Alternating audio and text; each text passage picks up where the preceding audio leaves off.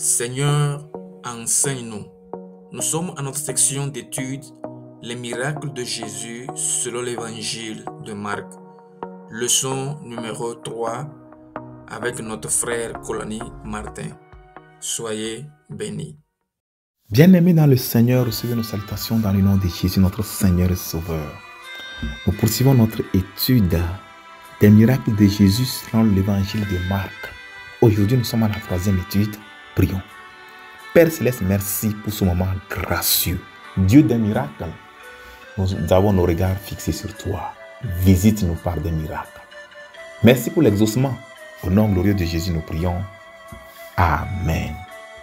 Bien, notre passage que nous considérons aujourd'hui, c'est Marc, chapitre 1, versets 40 à 45. Voyons toujours Romains 10, 17 qui dit aussi, « Ainsi, la foi vient de ce qu'on entend, et ce qu'on entend vient de la parole de Christ. » Marc, chapitre 1, versets 40 à 45. Un lépreux vint. Ici, nous voyons donc la guérison du lépreux. La guérison ici d'un lépreux.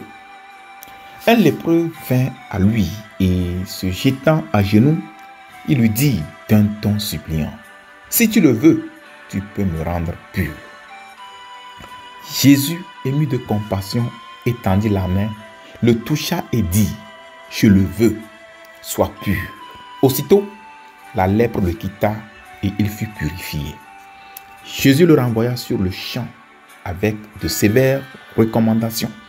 Il lui dit, « Garde-toi de rien dire à personne, mais va te montrer au sacrificateur et offre pour ta purification ce que Moïse a prescrit afin que cela leur serve de témoignage. » Mais cet homme, s'en étant allé, se mit à publier hautement la chose et à la divulguer, de sorte que Jésus ne pouvait plus entrer publiquement dans une ville.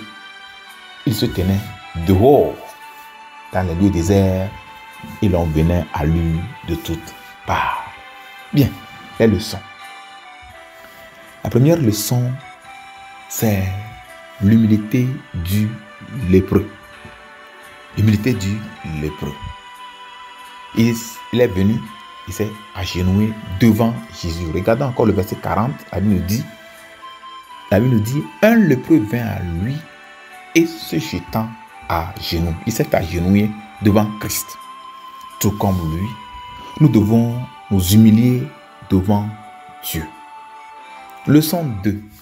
La supplication du lépreux est aussi appréciable. Vous voyez, il a supplié le Seigneur. Regardez encore le verset. Un lépreux vint à lui et se jetant à genoux, il lui dit d'un ton suppliant, « Si tu le veux, tu peux me rendre pur. » La Bible nous appelle aussi à venir au Seigneur avec des supplications. Philippiens 4, 6 nous dit, « Ne vous inquiétez de rien, mais en toutes choses, faites connaître vos besoins à Dieu par des prières et des supplications avec action de grâce. » Leçon 3. La foi du lépreux. Il croyait que sa condition pitoyable, qui défiait la médecine de l'époque, pouvait être résolue par Jésus. Voyez, il a dit, « Si tu le veux, tu peux me rendre pur. » Si tu le veux, tu peux me rendre pur. Il ne doute pas de la capacité de Jésus. La maladie était incurable, mais il croyait que Jésus est assez puissant pour guérir cette maladie incurable. La Bible nous devons aussi, comme nous sommes en train de dire ici, nous devons aussi nous approcher de Dieu avec une telle foi. Une telle assurance, quel que soit le cas. La situation peut être compliquée, la situation peut être dite incurable, le cas pas d'une maladie, ça peut être une maladie incurable, mais elle est incurable devant les hommes. Avec Dieu, il n'y a pas de situation qui n'a pas de solution. Avec Dieu, tout est possible. C'est le Dieu omnipotent. Hébreux 4, 16 nous dit, approchons-nous donc avec assurance. Quand nous approchons de Dieu, soyons sûrs.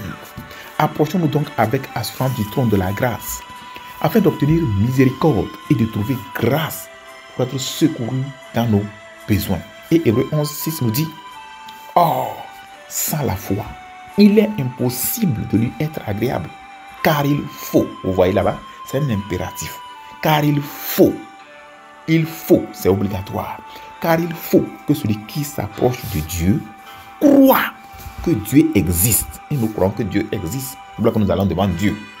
Mais ça ne suffit pas. Croire que Dieu existe et qu'il est le rémunérateur de ceux qui le cherchent. Oui, nous croyons que Dieu existe, nous allons devant lui. La deuxième condition, c'est que nous devons croire que Dieu rémunère, Dieu récompense ceux qui le cherchent. Le fait que je l'ai cherché, le fait que j'ai amené cette situation devant lui, ça veut dire qu'il va me récompenser. Comment? En me donnant la solution à ce problème, à cette situation. Or, sans la foi, il est impossible de lui être agréable, car il faut que celui qui s'approche de Dieu croit que Dieu existe et qu'il est le rémunérateur de ceux qui le cherchent. Leçon 4. Jésus est plein de compassion pour tous ceux qui s'approchent de lui avec un cœur sincère. Regardons le verset 41. Jésus ému de compassion. Quand le lépreux est venu, Jésus ému de compassion étendit la main, le toucha et dit, je le veux, sois pur. Jésus est touché par les problèmes de son peuple. Dans Hébreux 4, 15, il est écrit, car nous n'avons pas un souverain sacrificateur qui ne puisse compatir à nos faiblesses. Au contraire, il a été tenté comme nous en toutes choses sans commettre de péché. Vous voyez, on dit que le souverain sacrificateur, Jésus que nous avons là, c'est quelqu'un qui compatit. Il a compassion de nous. Quand nous apportons notre cas, il a compassion. Il n'a pas seulement compassion, il a compassion et il a tout pouvoir. Alléluia. Que le Seigneur nous aide. Leçon 5. Jésus veut la pureté de son peuple, tant physiquement que spirituellement. Voyez, quand le lépreux a dit, si tu le veux, tu peux me rendre pur, il a dit, je le veux, sois pur. Donc, Jésus veut notre pureté physique, notre pureté spirituelle. Et il va le faire si nous avons confiance en lui. Leçon 6. Jésus a la puissance sur toutes les maladies, même celles qui sont dites incurables. Très important. Nous reprenons ça. Jésus a la puissance sur toutes les maladies, même celles qui sont dites incurables. Matthieu 28, verset 18. Jésus s'étant approché, leur parla ainsi. Tout pouvoir m'a été donné dans le ciel et sur la terre. Tout pouvoir m'a été donné dans le ciel et sur la terre. Il n'y a rien qu'il ne peut pas faire. Il est omnipotent. Tout pouvoir. Le pouvoir sur la maladie, le pouvoir sur les situations, le pouvoir sur les phénomènes naturels, le pouvoir sur les phénomènes surnaturels, le pouvoir sur les maladies curables, le pouvoir sur les maladies incurables, le pouvoir sur la vie, le pouvoir sur la mort, le pouvoir sur les cas compliqués, le pouvoir sur tout ce qui peut arriver comme problème à l'être humain. Tout pouvoir m'a été donné. Le pouvoir sur les forces maléfiques.